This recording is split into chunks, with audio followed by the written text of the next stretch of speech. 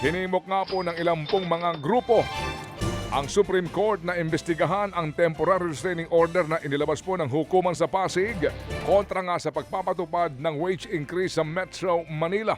Imbis na petisyon, nagsumiti po ang akbayan at mga aktivista ng anilay love letter sa Korte Suprema para hilingin na silipin kung ano ang nangyari sa Korte sa Pasig. Idinidiin nilang labag sa Labor Code ang pag-i-issue ng hukuman ng naturang injunction o TRO laban nga sa mga proseso o desisyon sa pagtatakda ng sahod. Giit nila, kung hindi sisilipin ang pag-issue ng TRO ay maaring ito'y gamitin na halimbawa ng ilang pang employers at hukuman para harangin ang mga aumento sa sweldo. Bukod nga po sa naturang grupo, lumagda rin po sa liham ang iba't ibang grupo tulad ng Sentro ng Nagkakaisang Progresibong Manggagawa, National Union of Workers in the Hotel, Restaurant and Allied Industries at maging United Workers Federation at iba pa. Samantala, naglatag po ang Energy Regulatory Commission o ERC ng draft resolution para tanggalin ang 12% value-added tax sa system loss charge. Sa ilalim po ng draft resolution, layon po ng ERC na i-reclassify ang system loss charges bilang government-mandated na pass-through charge. Kung babaguhin ang klasifikasyon ng system loss charges, hindi na ito mapapatawan pa ng VAT. Ang giit po ni ERC Chairperson Saturnino 1, hindi dapat patawan ng VAT ang kuryenteng hindi naman nakakarating sa consumer dahil ang punto ng VAT ay maging buwis sa bilihin at serbisyong napapakinabangan ng mga Pilipino. Para maipatupad ang resolusyon, kinakailangan po itong isapinal at maaprubahan ng Bureau of Internal Revenue. Bala po naman daw ng Energy Department na maghigpit sa pagpapanagot sa mga generation companies sa pagpalya ng mga planta o mga outage na hindi po naman daw nakaschedule.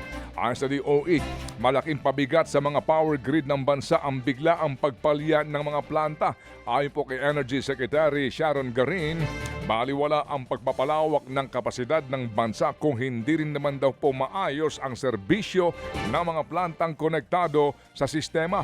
Para matiyak po na tumutupad ang mga producers po ng kuryente sa kanila pong obligasyon, inaatasan po ni Garin ng DOE na magsagawa ng technical audit o silipin ang mismong performance ng mga planta. Sisilipin din po ng DOE ang mga permits at kontrata ng pamahalaan sa mga producers at maghihigpit rin sa pagmumulta at paglalatag ng proseso po sa blacklisting. Nitong Martes lamang ay sinalalim po sa Red Alert ang Kabisayaan habang itinaas po naman sa Yellow Alert ang Mindanao Grid dahil po sa manipis na supply ng kuryente sa naturang mga isla. Pinalawig po ng BIR ang filing at pagbabayad po ng buwis sa mga lugar na lubhang naapektuhan ng habagat. Iniuro nga po sa August 17 ang mga may deadline sa pagitan po ng Agosto 10 at August 16. Hindi po papatawan ng multa ang mga magbabayad o kaya'y late na magpa-file. Sako po ng deadline extension ng 53 lugar ng Revenue District Office at 5 Large Taxpayers Division. Ang gusto po ng BIR bigyan ng oras sa mga taxpayer at gawin munang prioridad ang kanilang kaligtasan sa gitna po yan ng masamang panahon. Inatasan na rin ang authorized agent banks na tumanggap po ng remittances sa extended deadline nang hindi nagpapataw ng standard surcharge. Uutang pa more. Uutang po ang Pilipinas ng 1.7 trillion pesos sa 2027 para nga ponduhan ang tinatayang budget deficit. Paliwanag po ni Acting Budget Secretary Kim Robert De Leon, balak daw ho ng pamahalaan na i-disburse ang 6.9 trillion pesos mula sa kabuuang 7.2 trillion pesos na proposed budget sa 2027.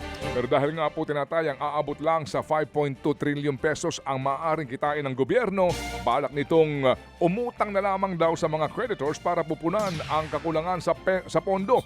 Ayon pa kay De Leon, malaking bahagi daw po ng kanilang uutangin ay galing sa domestic source.